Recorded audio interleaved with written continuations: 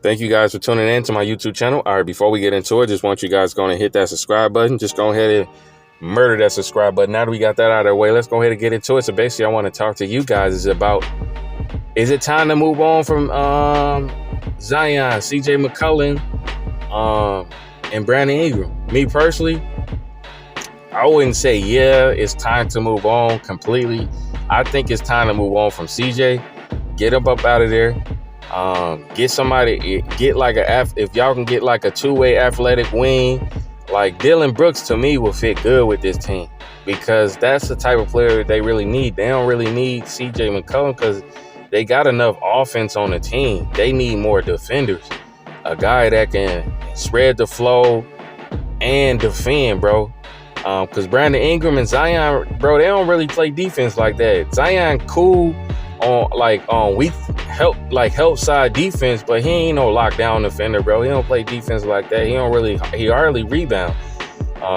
But he's so athletically gifted on the offensive end, it covers up a lot of the deficiencies that they do have on the defense end because they can run and gun with a lot of teams. Plus, they still young. Brandon Ingram is still the lethal scorer, a long athletic wing that can score the ball so good. He creates so many mismatches because of his length and his athleticism that it sometimes it's hard to really go in on his defensive presence because he ain't really no lockdown defend. He don't defend. This dude just a hooper that just want to go out there and get buckets. That's Brandon Ingram game.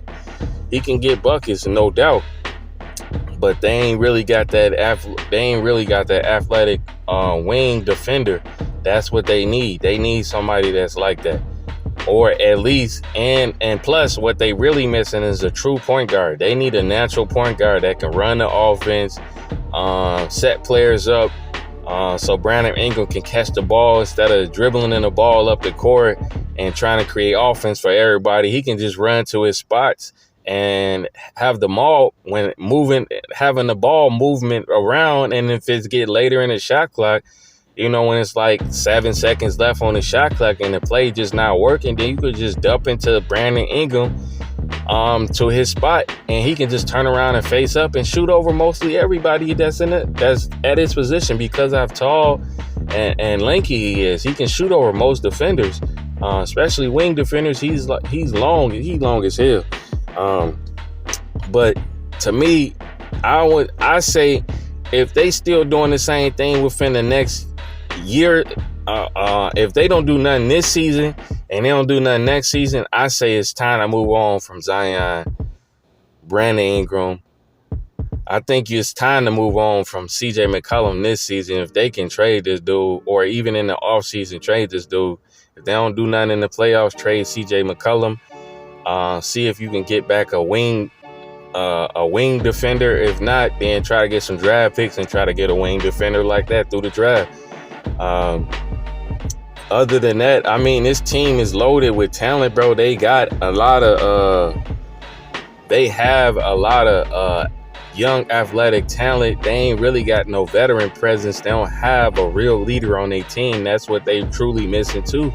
Zion, you can tell that he still think like a kid, even though he got all that talent. And then, the question mark is, how long can he stay healthy for a whole season? Can he play 65 to 70 plus games in a season? And can he do damage in the playoffs? People want to see how he look in the playoffs. I don't think he's actually played in the playoff game yet. Even though the team made it to the playoffs, but he was hurt. I think when they made it to the playoffs, he was hurt for the little play-in tournament or whatever. I think Brandon Ingram, his game translates. I think his game will translate well in the playoffs. I think he's good enough to elevate his game in the playoffs. I want to see what Zion look like. Also, with Zion, the key to Zion, what I would like to see him get better at is his dribbling skills, bro. He needs to improve his dribbling skill. You can't just always just bulldoze your way to the hole and try to dunk on that, looking for a highlight reel or just trying to jump through people and stuff like that, bro. People just gonna start fouling you hard, bro. And he's not that good of a free throw shooter to get. So like, he has so many holes in his game, but you can see that he has his skill. You can see you can still see that he's good enough to be a number one, if that makes sense. But Zion, man, I mean, if he can improve on his mid-range shoot, he got a little set shot, but it's so slow, bro. It's gonna be hard for him to get it off, especially with him playing the four, bro. Like, he's an undersized four. He's not that tall. He just big and muscle mass. Like, body size, he's a big player, but height-wise, he's a short player for his position.